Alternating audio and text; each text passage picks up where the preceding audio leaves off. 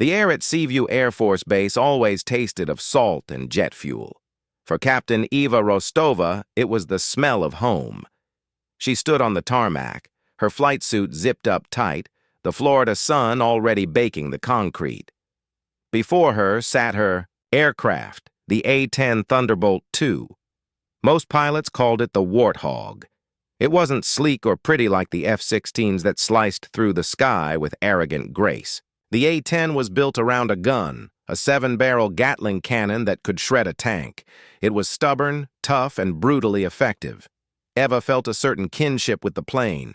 She ran a gloved hand along a seam on the fuselage, her eyes scanning every rivet, every line.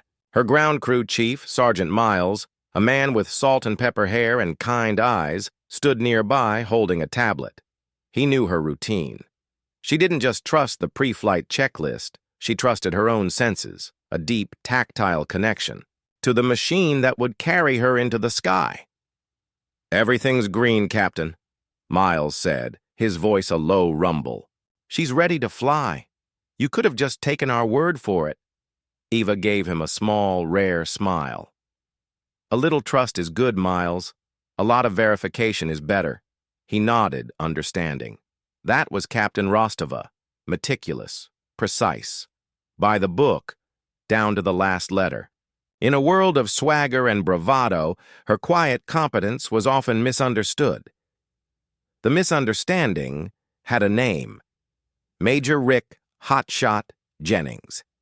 He strolled into the briefing room a few minutes later, all blinding white smile and perfectly coiffed hair. He was the base's golden boy, the pilot who flew with an artist's flair and a cowboy's nerve. The other pilots gravitated toward him, laughing at his jokes, soaking in his confidence. The briefing was for the annual Port Blossom Air and Sea Festival, the biggest event of the year for the small coastal town that bordered the base. It was a celebration of sun, sand, and military might, and the aerial demonstration was its crown jewel. Colonel Miller, the base commander, stood before the flight map. "All right, people, let's talk about the festival. Jennings, you're our headliner. You'll have a 20-minute window for the main demonstration. Give the taxpayers a good show." Jennings leaned back in his chair. "They won't forget it, Colonel." "Rostova," the colonel continued, his eyes flicking to her, "you'll be doing the opening flyby. A simple pass east to west along the beach. Wave to the crowd, look sharp, and head back. Got it?" Eva's posture didn't change. Her voice was level. "Yes, sir. A simple flyby." It was the aviation equivalent of being asked to hand out programs. It was a token assignment, a nod to diversity, and everyone in the room knew it. A few of the younger pilots exchanged smirks. Jennings couldn't resist. "Don't worry, folks," he said, his voice loud enough for the whole room to hear. "Valkyrie will have her checklist ready in case the sun forgets to rise." Laughter rippled through the room. Valkyrie was Eva's call sign, but when Jennings said it, it sounded like an insult. He made it sound like she was fragile, a porcelain doll playing with war machines. Eva's jaw tightened, but she didn't give him the satisfaction of a reaction. She just stared straight ahead at the colonel, her expression unreadable. She was used to it. She was a woman in a man's world, the daughter of a legendary pilot who had cast a long shadow. Many assumed her name, not her skill, had earned her the silver wings on her chest. Later that day, as the sun began to dip toward the Gulf of Mexico, painting the sky in shades of orange and purple, Eva sat alone in the small Spartan apartment she kept off base. On a simple wooden desk was a framed photograph of her and her father, standing in front of his old F-4 Phantom. He was a man of few words, much like her. He had taught her that the sky doesn't care about your name or your gender. It only cares about how well you fly. She felt the familiar weight of proving herself, a constant pressure that never seemed to ease. It wasn't about flashy tricks or winning popularity contests. It was about being the best, most dependable pilot she could be. It was about honoring the legacy her father had built with quiet professionalism, the same kind she tried to embody every single day. As she looked out her window, she saw the lights of Port Blossom begin to twinkle to life. The town was buzzing, with excitement for the festival. But out on the water beyond the lights, the ocean was dark and vast. For weeks there had been whispers, strange stories circulating among the local fishermen. Small boats, disappearing without a trace. The Coast Guard reports were dry and clinical, blaming sudden squalls and rogue waves. But the fishermen spoke of something else, of dark shapes moving beneath the water where they shouldn't be, of radios going dead without warning. Eva felt a prickle of unease. It was probably nothing, just ghost stories born from the seas, mysteries. But her training had taught her to pay attention to patterns, to listen to the whispers that others dismissed. She pushed the thought aside. She had a flyby to prepare for. A simple, boring flyby. She would perform it perfectly, just like everything else she did. And as always, she would fly not for the applause of the crowd, but for the silent respect of the sky itself. The injustice of being so thoroughly misjudged was a cold, hard knot in her stomach, but she'd learned long ago to fly with it. It was just another part of the weight of her wings. The day of the Port Blossom Air and Sea Festival dawned bright and painfully clear. A gentle breeze rolled in off the Gulf, carrying the scent of sunscreen and saltwater taffy. The beach was a sea of humanity, a patchwork of colorful towels, umbrellas, and smiling faces. Families had staked out their spots near the water's edge, their coolers filled with sandwiches and sodas. The mood was electric, a perfect summer day dedicated to fun and patriotism. High above, Eva Rostova banked her A-10 into its approach pattern. From her cockpit, the crowd was a distant, shimmering carpet of color. Her flight path was precise, her altitude exact. She was the opening act, the appetizer before the main course. The festival announcer's voice crackled in her ear, broadcast for the crowd below. And now, kicking off our aerial display, please direct your attention to the east. Here comes Captain Eva Valkyrie Rostova in the incredible A-10 Warthog. Eva flew the line perfectly. She dipped her wings in a crisp salute as she passed over the center of the beach. The plane was a steady, powerful presence against the brilliant blue sky. It was a professional pass, a textbook maneuver. Below, a polite ripple of applause went through the crowd. They were waiting for the real show. She completed her route and headed back to Seaview, the announcer's voice already moving on. A great start! And don't you go anywhere, folks, because coming up next is our hometown hero, Major Rick Hotshot Jennings in his F-16 Fighting Falcon. Eva landed and taxied her plane with the same meticulous care she always did. As she went through her post-flight checks with Sergeant Miles, the roar of Jennings's F-16 tore through the air. He was already putting on a show. Later, out of her flight suit and in a simple, practical uniform, Eva walked through the festival grounds. The base encouraged its personnel to mingle with the community. She stopped by the Air Force recruitment tent, a small oasis of officialdom amidst the joyous chaos. From there, she had a clear view of the sky over the beach. Jennings was a master showman.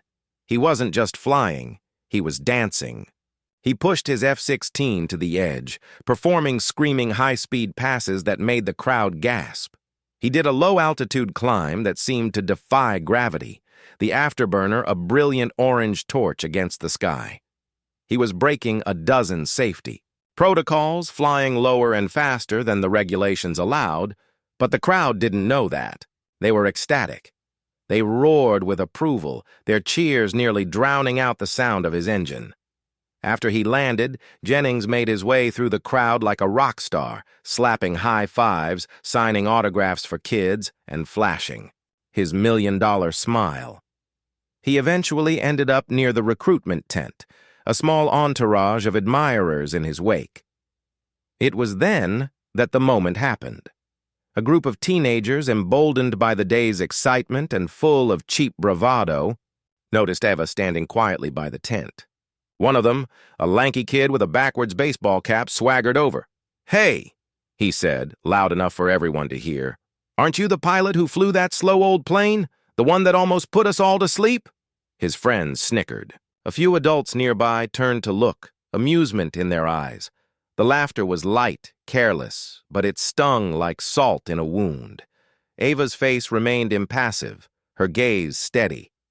She didn't say a word. Jennings was standing only a few feet away. He heard the comment clearly. He saw the teenagers laughing. He saw Ava standing alone. This was his chance to be a leader, an officer. He could have shut it down with a single sentence. He could have said, "That's Captain Rostova, a fine pilot. Every mission is important." But he didn't. Instead, a slow, smug smirk spread across his face. He said nothing. His silence was a ringing endorsement of their mockery. In that moment, he confirmed to everyone watching that she was, in fact, a joke. The public humiliation was complete. It was worse than any insult he could have hurled at her in the briefing room. This was in front of the people she had sworn to protect. Just then, a call came over the official radio channel set up in the command tent. It was faint, broken by static. "Mayday. Mayday. Sea Serpent. Something's wrong. Electronics are dead. A dark shape. We're sinking." The transmission was garbled, and it was quickly followed by a burst of loud music, as if someone was playing a prank. The radio operator in the tent sighed, rolling his eyes. "We get this every year, Colonel," some jokester with a radio thinks. "He's funny." Colonel Miller, busy glad-handing a local politician, waved a dismissive hand. "Ignore it. If it's real, the Coast Guard will get it." But Ava had heard it too. She had been conditioned to listen, to filter out the noise and find the signal. Sea Serpent. She recognized the name.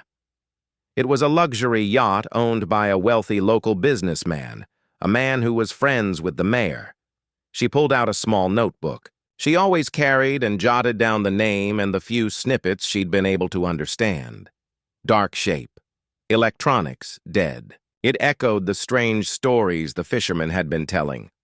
Her mind started working, connecting the dots that no one else seemed to see. The laughter of the crowd still echoed in her ears, a bitter, ringing sound. But beneath it, she heard something else. A faint, desperate call for help. And she had a sinking feeling that no one else was listening. The festival's energy buzzed around Ava, but she felt a sudden, chilling cold.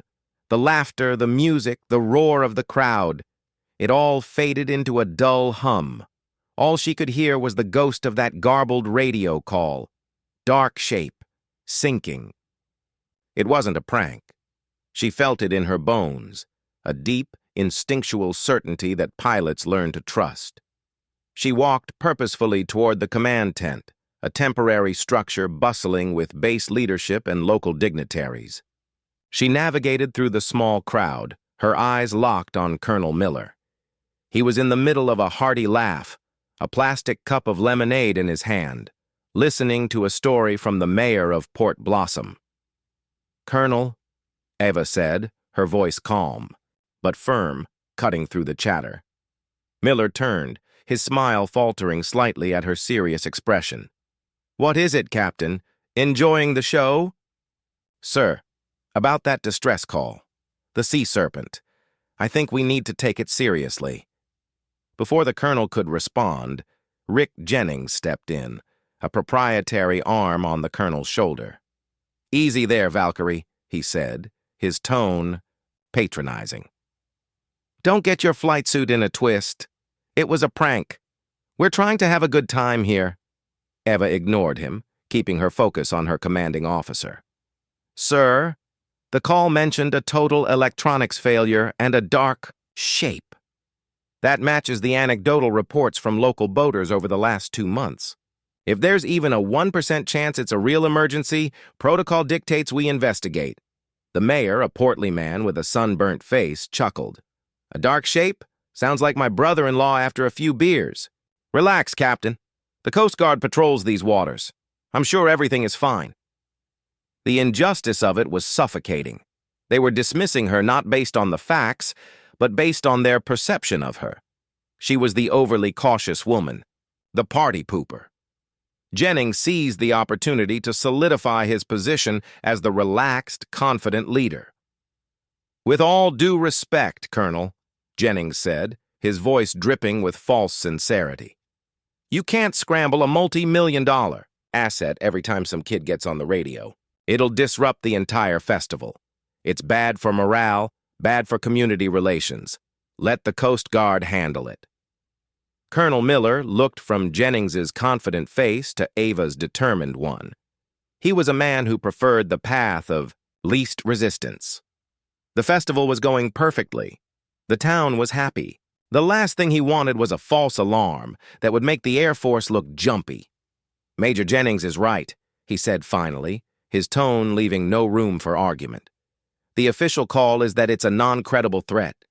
Stand down, Captain. That's an order. Stand down." The words hit her like a physical blow. She looked at the faces around her, the dismissive colonel, the smirking Jennings, the oblivious mayor. They were all smiling, wrapped up in the warmth of the perfect day, while people could be dying just a few miles offshore. In that moment, something inside her shifted. It wasn't anger. It was a cold, hard clarity. Her father had taught her that.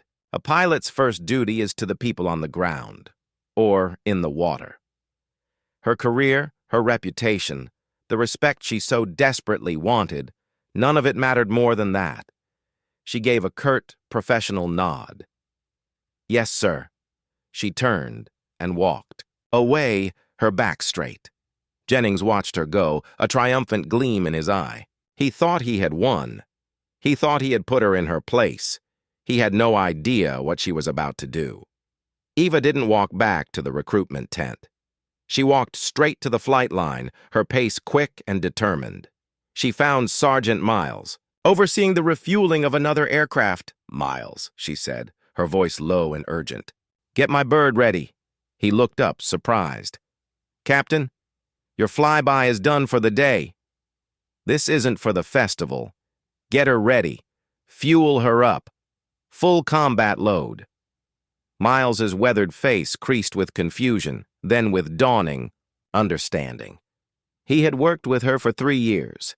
He knew her better than anyone on the base. He knew she wasn't impulsive. He knew she wasn't a grandstander. If she was doing this, there was a damn good reason. He saw the look in her eyes, not of panic, but of absolute resolve. He trusted that look more than he trusted any order. From the command tent, a full combat load included 1,200 rounds for the GAU-8 Avenger cannon. It was a declaration of intent. This was not a search and rescue mission. This was a warplane going to war. "What do I tell the tower?" Miles asked, his voice barely a whisper. "You don't tell them anything," Eva replied, pulling on her helmet. "By the time they figure it out, I'll be gone." She was about to throw her entire career away. Court-martial was a certainty. Disgrace. Everything she and her father had stood for. It was the ultimate sacrifice. But as she climbed into the cockpit of her Warthog, the familiar feel of the controls under her hands, she knew it was the only choice she could make. She wasn't just Captain Rostova anymore. She was a pilot with a mission, and she would not stand down. The A-10's twin engines spooled up with a hungry whine that cut through the festive afternoon air. Eva didn't wait for clearance. She taxied onto the runway, pushed the throttles forward, and let the Warthog's immense power pin her to her seat. The plane leaped into the air, climbing with a lumbering, powerful grace. In the control tower, chaos erupted. "Unidentified departure. Captain Rostova, you are not cleared for takeoff. Return to base immediately."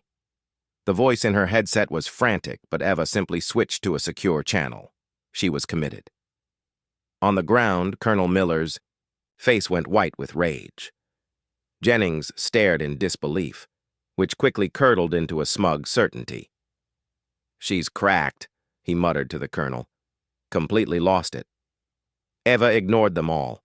She banked the plane hard, turning not toward the open sky, but down toward the waves. She dropped her altitude until she was flying just a few hundred feet above the water, a churning expanse of deep blue. This low, she was a ghost, a fleeting shadow beneath the base's radar coverage. As she flew further from shore, the perfect summer day began to betray its promise. A dark line of clouds was gathering on the horizon, the leading edge of a sudden, violent squall. The wind picked up, and the sea began to swell. The storm was her shield, providing cover from prying eyes, but it was also a dangerous enemy, tossing her heavy plane around like a toy. She checked the coordinates she had scribbled down. She was close. Her eyes, trained to spot a camouflaged tank in a forest, scanned the turbulent water. And then she saw it. It was worse than she had imagined.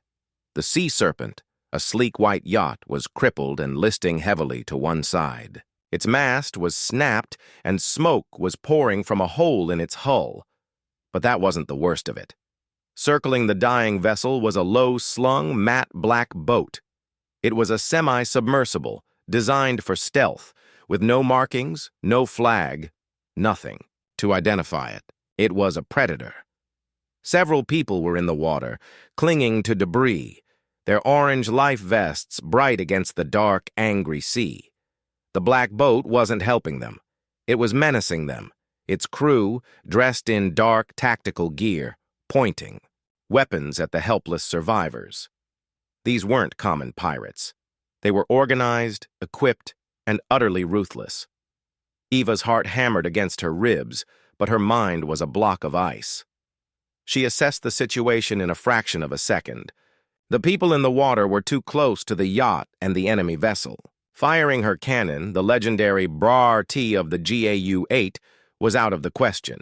The explosive shells would shred the water, and the survivors with shrapnel.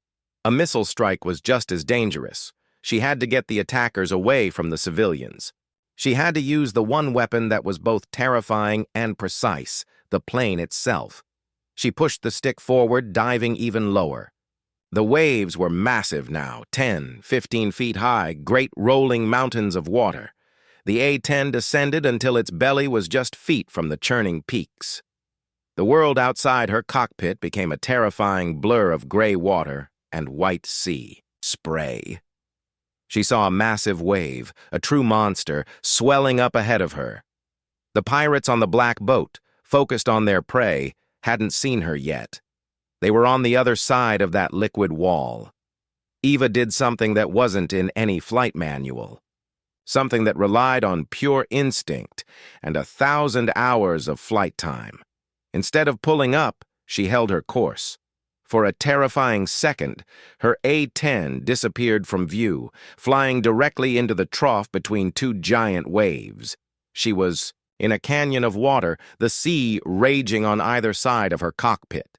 Then, with perfect timing, she pulled back hard on the stick.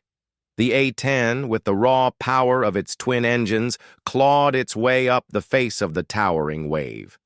It burst from the water and spray, not like a plane, but like a monster from the deep. It screamed out of the waves.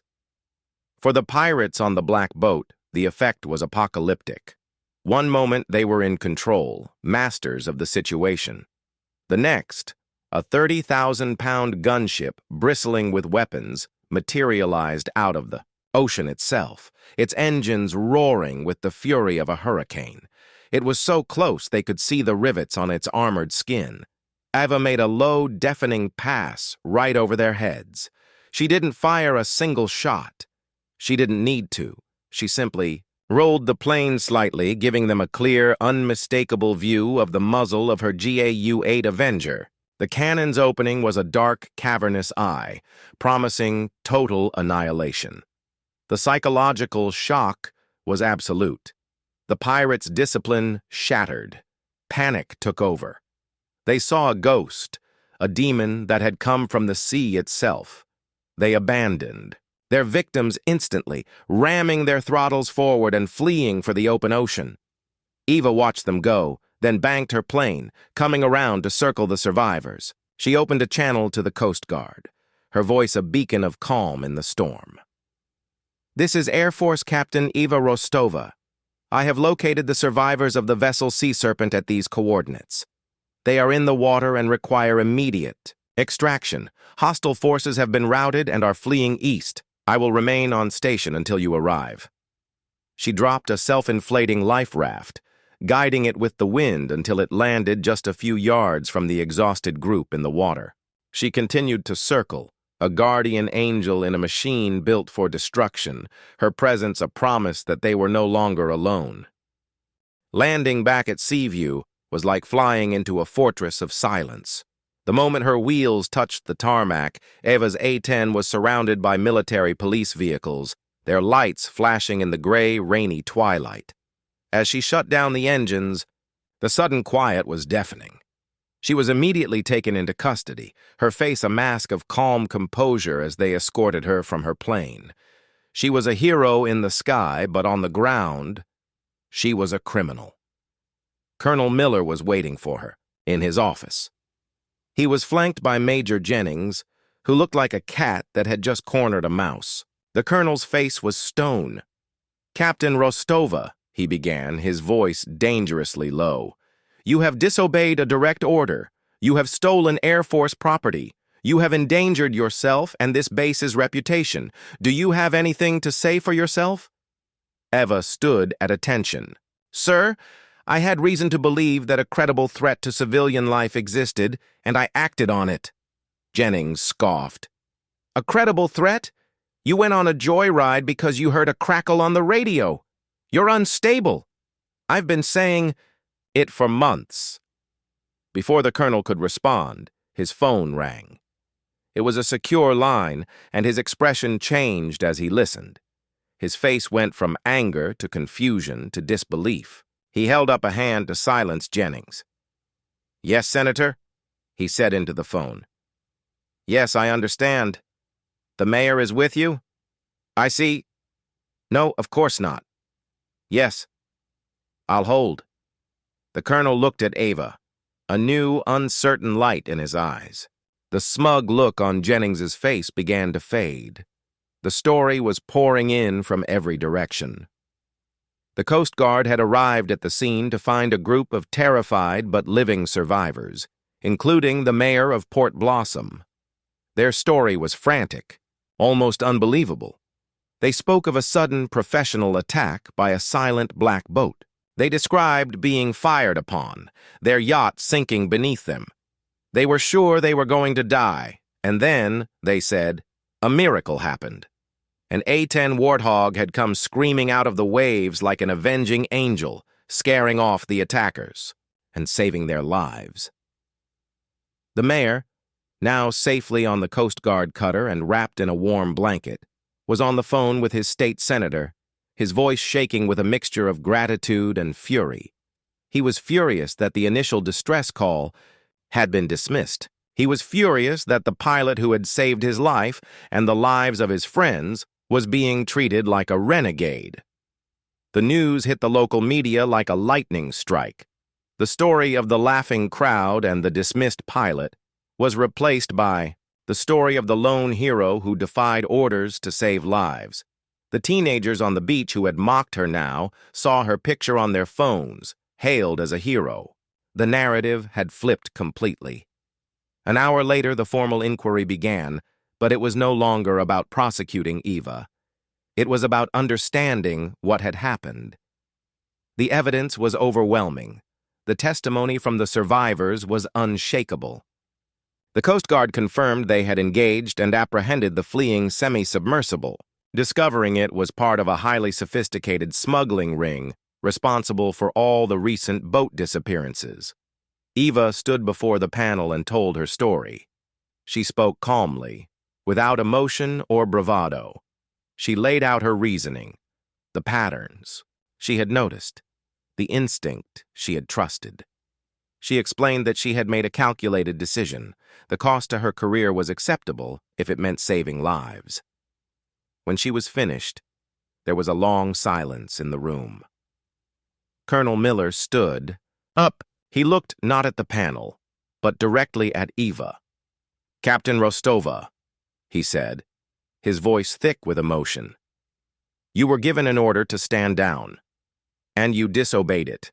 In doing so, you upheld the highest traditions of the United States. Air Force, you put the lives of others before your career and before your own safety. He cleared his throat. All charges are dropped.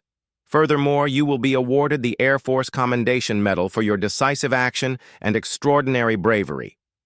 He then turned his gaze as cold as steel to Major Jennings.